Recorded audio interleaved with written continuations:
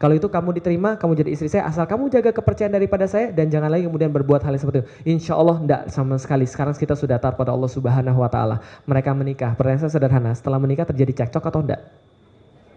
Terjadi cekcok atau enggak? Dan ketika cekcok, kira-kira yang diomongin kepada cewek tadi apa? Apa yang diomongin? Kamu sih dulu gitu. Kalau saya sudah dibilang itu, kira-kira cewek sakitnya di mana? Di sini semuanya. Paham teman-teman sekalian? Hati-hati. Baik, qabla kulli hal, assalamualaikum warahmatullahi wabarakatuh. Alhamdulillahirabbil alamin wassalatu wassalamu ala asrofil anbiya'i wal mursalin wa ala alihi wa sahbihi wa man da'a bi da'watihi wa iltazama bi tariqatihi wa tarasamu khutahu jalal aqidatan islamiyatan asasan li fikrati wa ahkama syar'iyatan miqyasan i'madi wa masdarani ahkami. Asyhadu an la ilaha illallah, asyhadu anna Muhammadan abduhu wa rasuluhu la nabiyya ba'da. Wa qala Allahu ta'ala fil kitabihil karim, a'udzubillahi minasyaitonir rajim. Bismillahirrahmanirrahim. Innallaha yuhibbul ladzina yuqatiluna fis sabilihi shaffan ka'annahum bunyanun marsus. Alhamdulillah, puji dan syukur senantiasa kita panjatkan pada Allah Subhanahu wa taala, zat yang telah menurunkan cinta ke dalam hati kaum mukmin dan menganugerahkan kepada kita cinta yang terbaik. Dan dengan cinta itulah kita bisa saling berkasih sayang di antara manusia, kita bisa saling menolong di antara manusia, dan dengan cinta itulah kita berdakwah di jalan Allah, dan dengan cinta itulah harta dan jiwa seolah-olah tidak berarti demi melihat wajahnya dan mendapatkan ampunan darinya, dan mudah-mudahan kita diridhoi tatkala berjumpa dengannya. Salat dan salam semoga tercurah dan terlimpahkan kepada Nabi Muhammad sallallahu alaihi wasallam.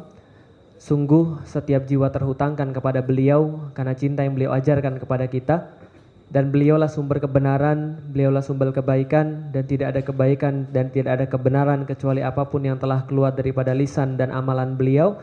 Dan mudah-mudahan kita semua tidak ragu untuk mencontohnya, tidak ragu untuk menjadikan teladan bagi yaitu adalah pada Rasulullah sallallahu alaihi wasallam. Dan mudah-mudahan Allah mewafatkan kita di jalan yang sama sebagaimana Allah mewafatkan Rasul kita, yaitu di dalam jalan dakwah la ilaha illallah Muhammadur Rasulullah. Baik, terima kasih teman-teman sekalian. Jadi saya juga bersyukur pada hari ini saya bisa bersama-sama dengan Mas Wisnu dan juga Ustadz Fatih Karim. Ustadz Fatih Karim mau diajak langsung aja ke sini sekalian, Mas Wisnu. Boleh. Oke, boleh. Ustadz Fatih Karim boleh maju juga sekalian. Ustadz Fatih. Nah, silahkan. Ustadz yang unyu-unyu ini.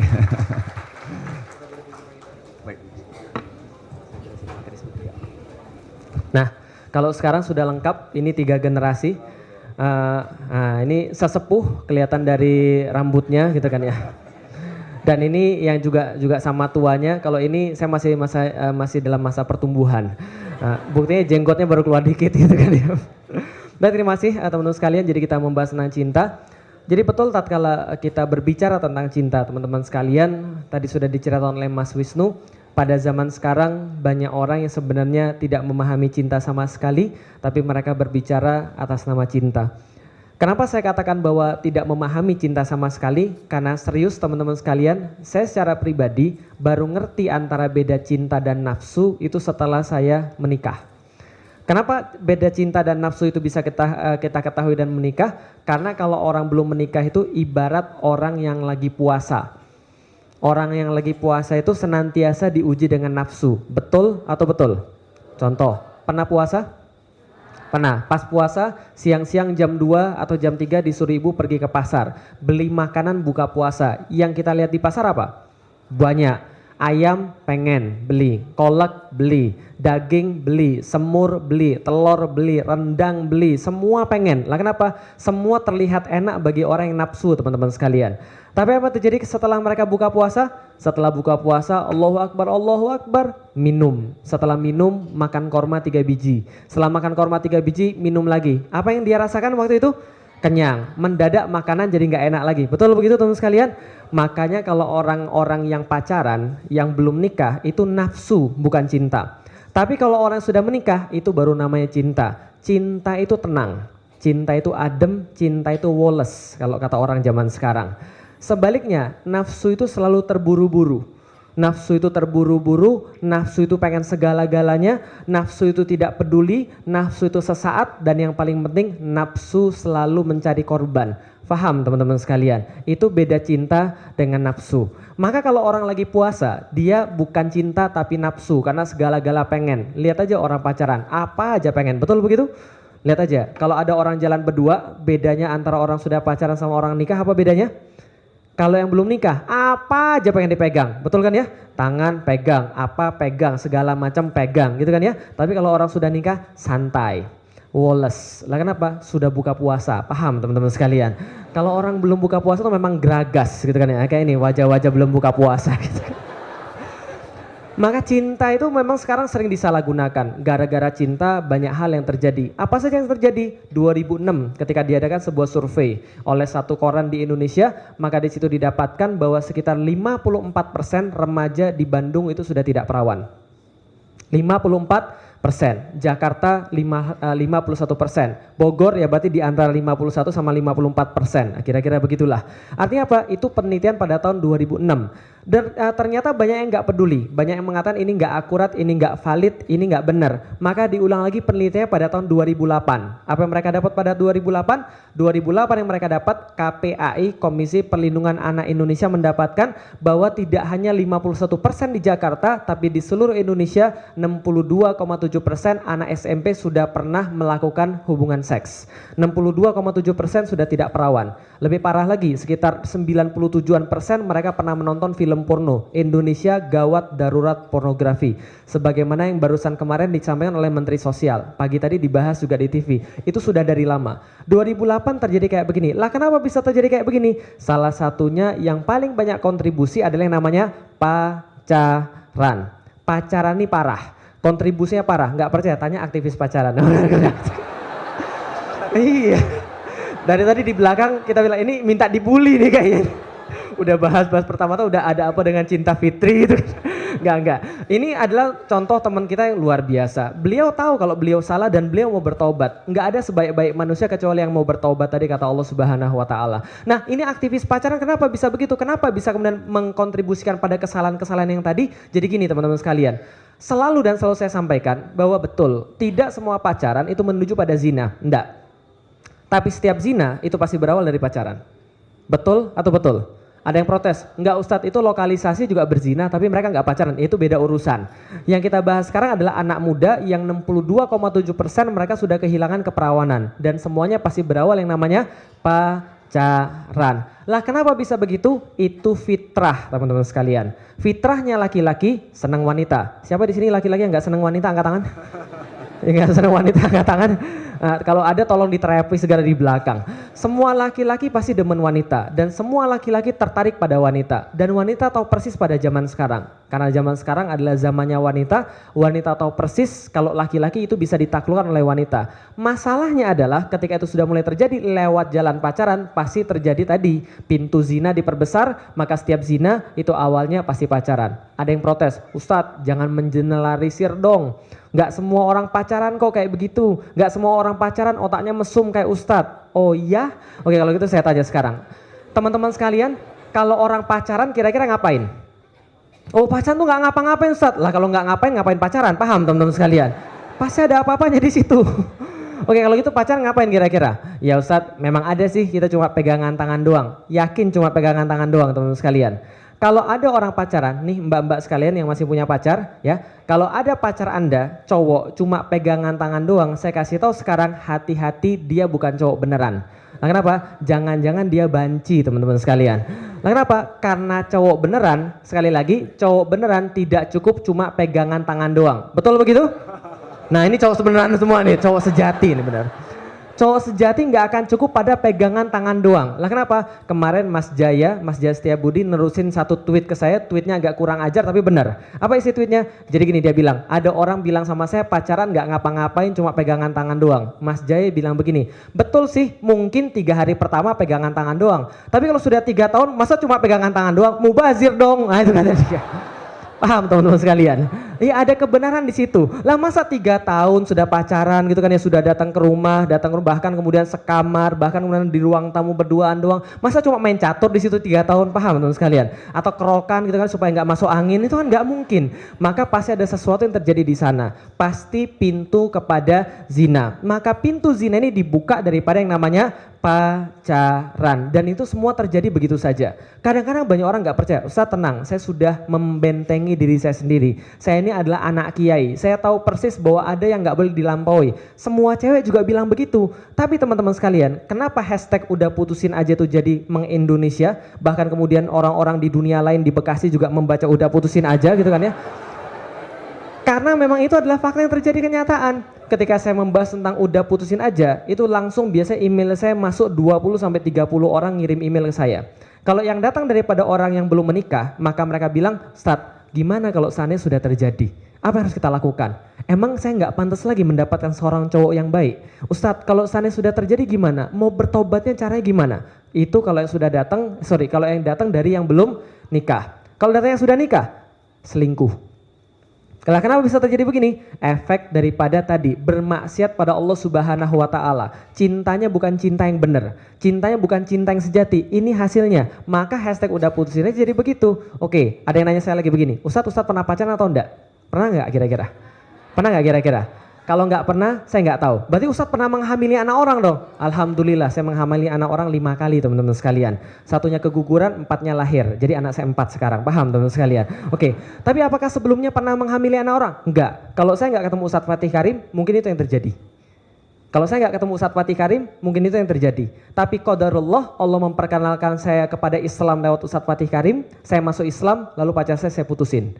Sebelum masuk Islam, saya pacaran 4 tahun, setia teman-teman sekalian. Sengsara tiada akhir gitu. 4 tahun saya pacaran, saya bilang setelah masuk Islam, saya bilang begini, kalau kamu sayang sama saya, berarti kamu mau mutusin saya. Dan kalau saya sayang sama kamu, berarti saya juga putusin kamu. Lah kenapa? Karena kalau saya sayang sama kamu, dan saya tega kamu dibakar api neraka, berarti saya nggak benar-benar sayang. Paham? Kita sudah tahu ini maksiat, tapi kita masih laksanakan. Berarti kamu nggak sayang sama aku sebenarnya kalau kamu nggak rela diputusin. Kita putus. Setelah putus terjadi, saya baru sadar semuanya. Lah kenapa? Memang begitulah adanya orang pacaran. Nih, saya kasih tahu kisah nyata. Ini kisah nyata. Banyak orang berkata bahwa dirinya nggak mungkin sampai pada hal-hal yang zina seperti itu tadi. Ini kenyataan.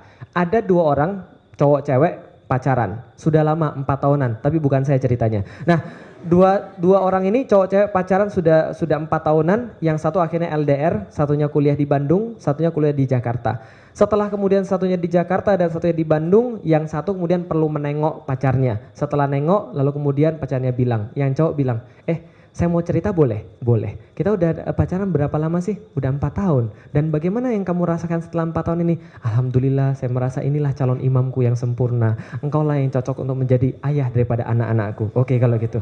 Menurutmu Mas gimana sih? Mas baik banget Mas. Betul, selama pacaran ini saya nggak pernah komplain dengan Mas. Tapi kalau gitu, boleh nggak saya cerita tentang sesuatu? Boleh Mas, cerita aja Mas. Tapi ini cuma saya percaya karena itu saya cerita ya. Nggak apa-apa ya? Nggak apa-apa Mas, cerita aja Mas. Tapi yakin kamu mau diceritain? Mas, tapi ini agak nggak enak, nggak apa-apa. Nggak apa-apa Mas, cerita aja Mas.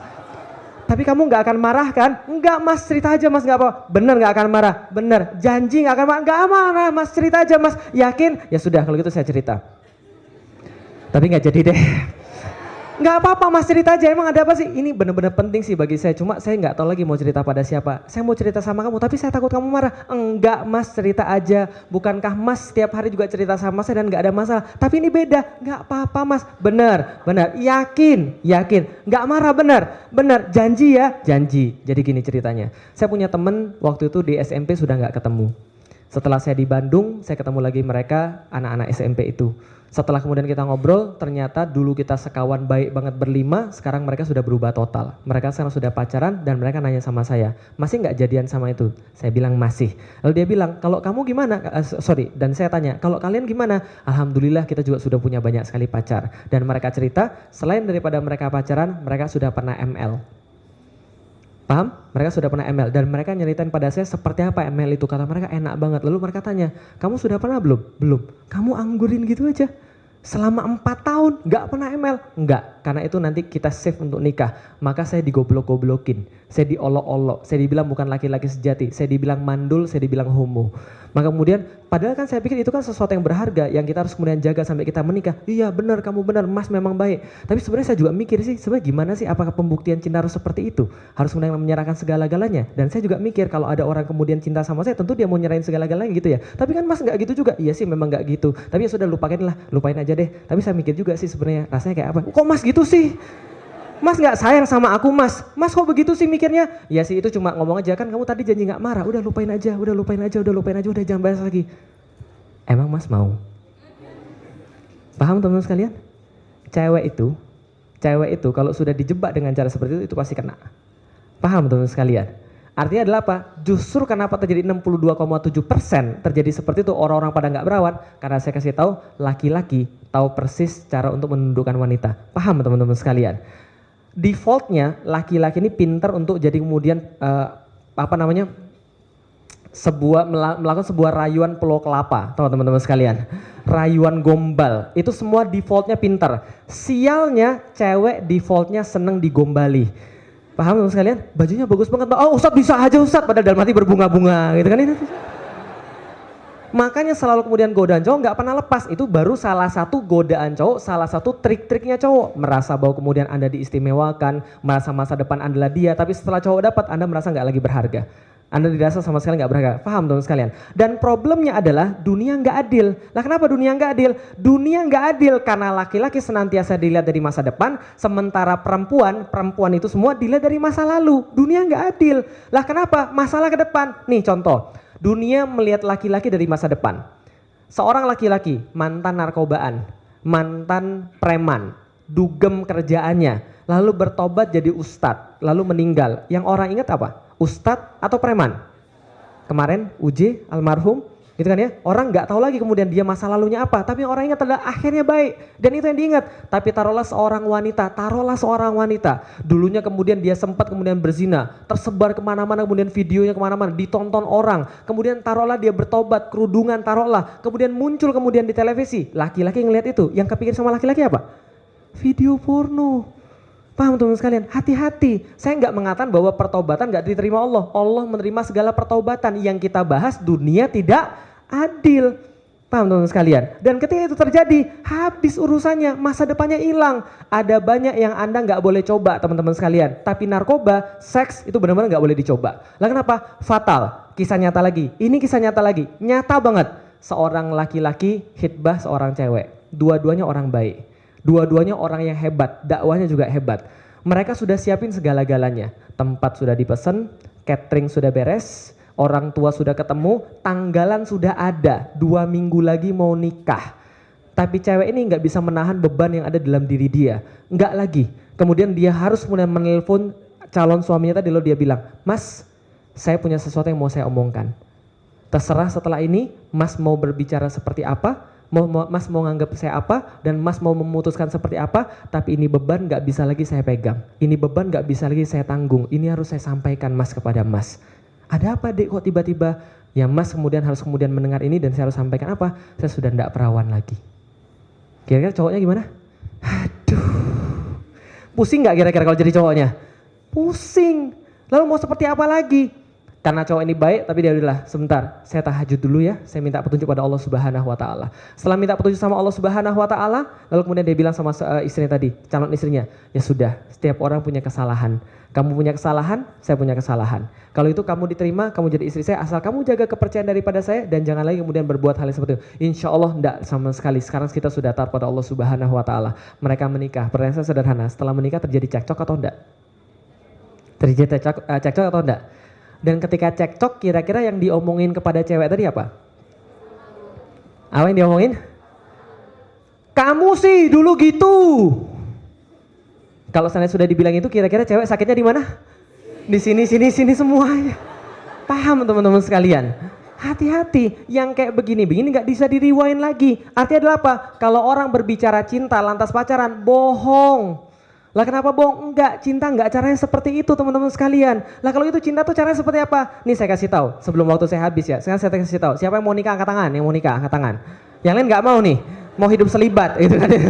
Oke, yang mau nikah angkat tangan, yang mau nikah. Oh, enggak kira yang mau nikah. Ya baik, terima kasih. Sekarang saya tanya sekarang. Yang cewek-cewek mau nikah angkat tangan ya, cewek-cewek mau nikah angkat tangan. Oh enggak juga itu kan ya.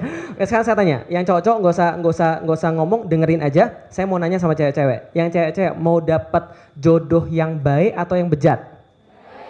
Yang taat atau yang jahat? Yang pintar baca Quran atau enggak?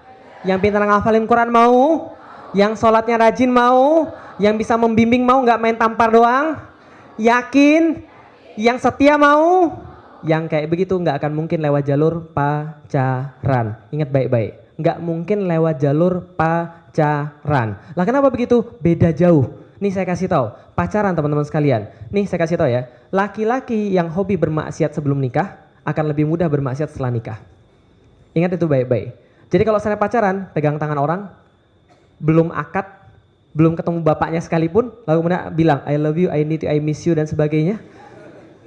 Padahal belum akad, belum nikah, belum apa-apa. Pertanyaan saya sederhana, selepas dia menikah, apa yang menghalangi dia untuk berbuat begitu sama cewek yang lain? Kan sama-sama belum nikah toh? Kan sudah bermaksiat sebelumnya pada Allah. Setelah nikah lebih mudah lagi bermaksiat kepada Allah. Yang kedua, tapi laki-laki yang dia nggak pacaran bukan karena nggak mau, bukan karena nggak laku, bukan. Bukan karena nggak laku, bukan karena nggak mau, bukan karena nggak bisa, tapi karena dia taat pada Allah Subhanahu Wa Taala. Yang kayak begini akan menghormati Anda karena Allah Subhanahu Wa Taala. Yang kayak begini akan menjaga Anda karena Allah Subhanahu Wa Taala. Yang kayak begini, walaupun sikat WC demi ngidupin Anda dengan harta yang halal, dia lakukan. Gosok mobil, cuci mobil orang, dia lakukan. Asal hartanya halal. Paham teman-teman sekalian? Yang kayak gini baru benar.